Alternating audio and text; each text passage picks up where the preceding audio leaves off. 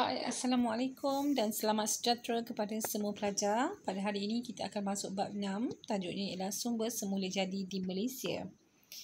Okey, sepintas lalu terdapat 3 subtopik dalam bab ini. Yang pertama iaitu sumber semula jadi di Malaysia. Yang kedua, taburan sumber boleh baharu dan sumber tidak boleh baharu di Malaysia. Dan yang ketiga ialah kepentingan sumber semula jadi dalam pembangunan ekonomi di Malaysia. Okey, pada hari ini kita akan belajar tajuk 1 iaitu sumber semula jadi di Malaysia. Apakah yang dimaksudkan dengan sumber semula jadi?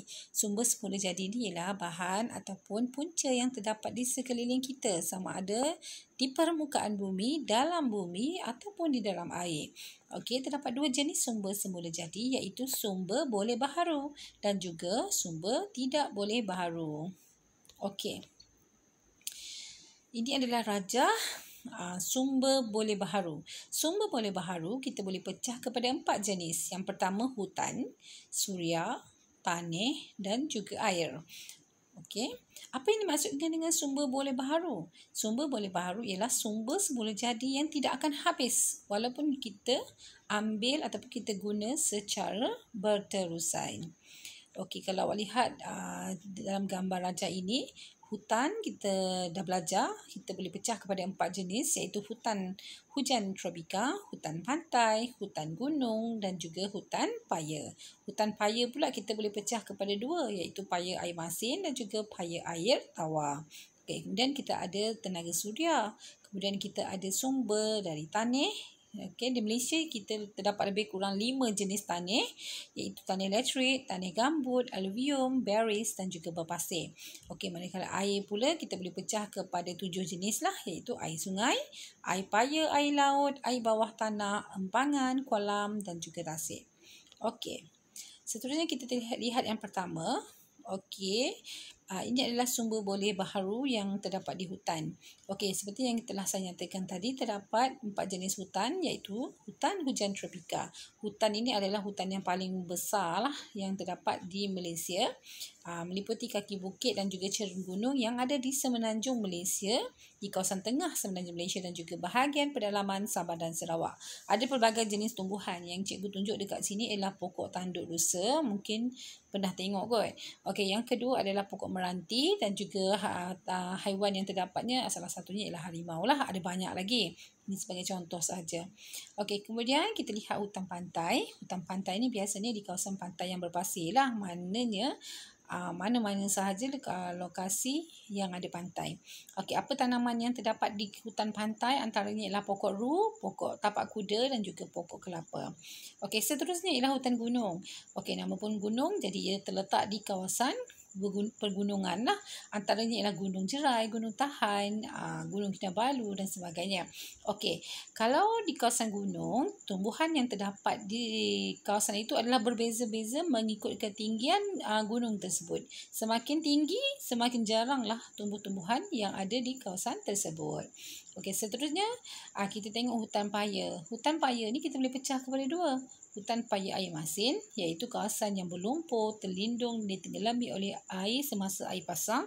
Antara tumbuhannya ialah pokok bakau, pokok nipah, tumu, paku pakis dan sebagainya. Okey, kemudian kita ada hutan paya air tawar iaitu kawasannya rendah dan sangat bersalirannya sangat buruklah sebab bertakung. Contohnya seperti di Tasik dan juga kawasan tanah gambut. Contoh tanaman yang ada kat situ ialah pokok rumbia, nipah dan sebagainya. Contoh hutan paya air tawar yang terdapat di Malaysia ialah Tasik Chini dan juga Tasik Bera. Okey, sumber boleh baharu yang kedua iaitu tenaga suria. Sumber suria ni adalah diperoleh daripada cahaya matahari. Okey, yang ketiga ialah tanah. Tanah ni kita di Malaysia ada 5 jenis tanah. Okey, yang pertama ialah laterit, yang ini sesuai untuk tanaman getah dan kelapa sawit. Kemudian kita ada aluvium, yang ini adalah tanaman padi, sesuai dengan tanaman padi. Yang kedua adalah berries. Okey, berries ni kalau kita lihat dalam gambar dia macam warna kelabu macam tu kan.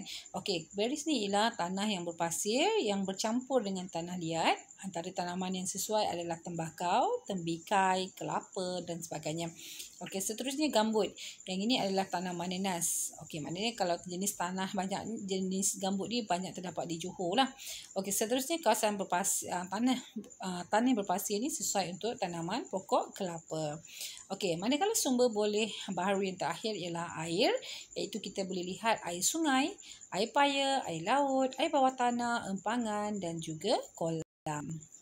Okey, dan untuk tajuk ini juga kita dapat lihat sumber tenaga alternatif.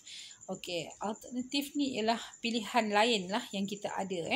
Okey, yang pertama, alternatif inilah berasaskan alam semula jadi seperti suria, angin, ombak, kolam air panas, tinja haiwan, maksudnya ataupun najis haiwan lah untuk menghasilkan kuasa elektrik. Kemudian tenaga alternatif ni adalah bersifat mesra dan boleh digunakan untuk menggantikan penggunaan bahan api fosil seperti minyak, gas dan juga arang batu. Contoh tenaga alternatif ialah penjanaan kuasa hidroelektrik, tenaga suria, biomas, ombak, geoterma dan juga angin. Okey. Okey, saya juga letak kat situ biomas kan. Apa maksud biomas? Biomas ni dihasilkan daripada bahan buangan organisma hidup, dan juga geoterma pula merupakan tenaga yang dihasilkan ataupun berpunca daripada haba dalaman bumi. Ini biasanya kawasan yang mempunyai letusan gunung berapi lah. Okey, yang keempat ialah antara tenaga alternatif di Malaysia. Ini yang ada di Malaysia. Yang pertama antaranya ialah tenaga hidroelektrik. Sebabnya kita ada beberapa empangan, antaranya ialah empangan Kenil yang bertindak sebagai